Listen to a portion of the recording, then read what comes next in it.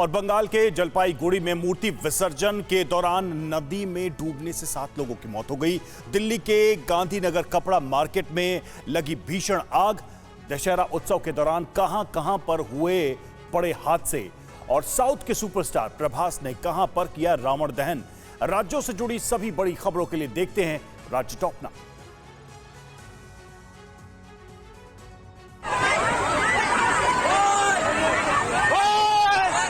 पश्चिम बंगाल के जलपाईगुड़ी में मूर्ति विसर्जन के दौरान बड़ा हादसा हुआ है। माल नदी में अचानक आए उफान में करीब 40 से 50 लोग बह गए। इस दौरान पानी में डूबने से 7 लोगों की मौत हो गई, जबकि कई लोग लापता हैं। लापता लोगों की तलाश के लिए एनडीआरएफ और स्थानीय पुलिस की टीमें जुटी हुई हैं। पीएम मोदी ने इस हादसे पर दुख जताया है और मृतकों के परिवार वालों के प्रति अपनी संवेदनाएं व्यक्त की हैं। दिल्ली के गांधीनगर कपड़ा मार्केट में लगी भीषण आग को करीब 11 घंटे की कड़ी मशक्कत के बाद बुझा लिया गया है। ये सब घर से ही हैंडीक्राफ्ट का बिजनेस करके हर महीने लाखों कमाते हैं। आपको भी ये करना है, इनसे सीखना है तो फ्रीडम ऐप को अभी डाउनलोड कीजिए। आग की चपेट में आकर कई दुकानों में रखा लाखों का माल जलकर खाक हो गया। पुलिस के मुताबिक आग लगने के बाद से ही एक युवक लापता है, जिसकी तलाश जारी है। कल शाम करीब 5:30 बजे लगी इस भयंकर आग पर काबू पाने के लिए 35 से ज्यादा फायर टेंडर के साथ करीब 150 फायर फाइटर्स को भी कड़ी मशक्कत करनी पड़ी। मुंबई के रिलायंस फाउंडेशन अस्पताल को फिर से बम से उड़ाने की धमकी मिली है, जिसके बाद अस्पताल और मुकेश अंबानी के घर इंटालिया की सुरक्षा बढ़ा दी गई है। जानकारी के मुताबिक हॉस्पिटल के लैंडलाइन नंबर पर अनजान शख्स ने 2 बार कॉल किया, जिसमें अंबानी परिवार को जान से मारने की धमकी दी गई। शिकायत मिलने पर पुलिस ने अज्ञात शख्स के खिलाफ मामला दर्ज कर तफ्तीश शुरू कर दी है। वाराणसी में ज्ञानवापी परिसर हिंदुओं को सौंपने और शिवलिंग की नियमित पूजा की मांग को लेकर जुड़ी याचिका पर आज से रोजाना सुनवाई होगी। इससे हिंदू पक्ष की उम्मीदें बढ़ गई हैं। पिछले सुनवाई में मुस्लिम पक्ष के वकील ने बीमारी का हवाला देकर जवाब दाखिल करने के लिए दोबारा समय मांगा था, जिस पर कोर्ट ने फटकार लगाते हुए 6 अक्टूबर तक जवाब दाखिल न करने पर मुस्लिम पक्ष का अवसर समाप्त होने की बात कही थी। राजधानी दिल्ली के कई इलाकों में दशहरा धूमधाम से मनाया गया।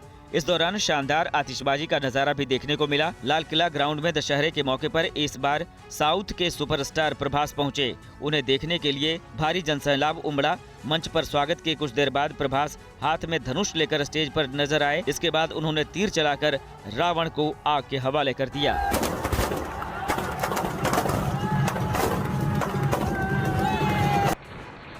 पूरे देश में कल दशहरा बड़े ही धूमधाम से मनाया गया, लेकिन इस दौरान कई जगहों पर हादसे की भी खबरें मिली। हरियाणा के यमुनानगर में रावण का जलता हुआ पुतला लोगों के ऊपर गिर गया।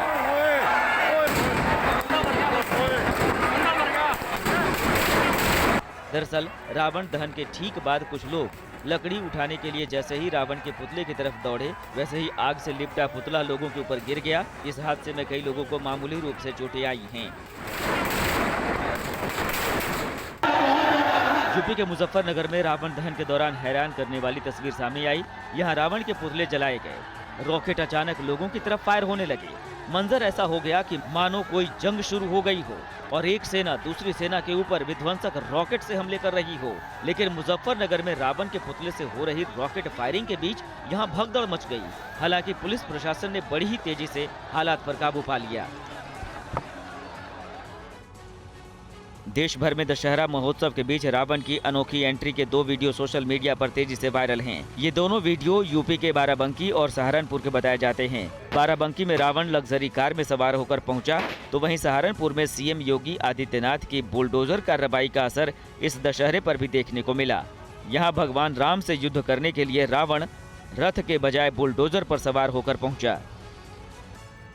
यूपी के बाराबंकी में एक दुर्गा पंडाल में करंट उतरने से 2 लोगों की मौत हो गई। मामला असंद्रा थाना क्षेत्र के बैसैगापुर गांव की है। यहां ग्रामीणों ने मां दुर्गा की मूर्ति विसर्जन से पहले भंडारे का आयोजन किया था। इसी दौरान बारिश से भीगे टेंट में करंट आ गया, जिसकी चपेट में आकर 40 साल के सोमनाथ और 17 साल के रोहित की मौत हो गई। इस दर्दनाक हादसे के बाद गाँव में मातम पसरा हुआ है।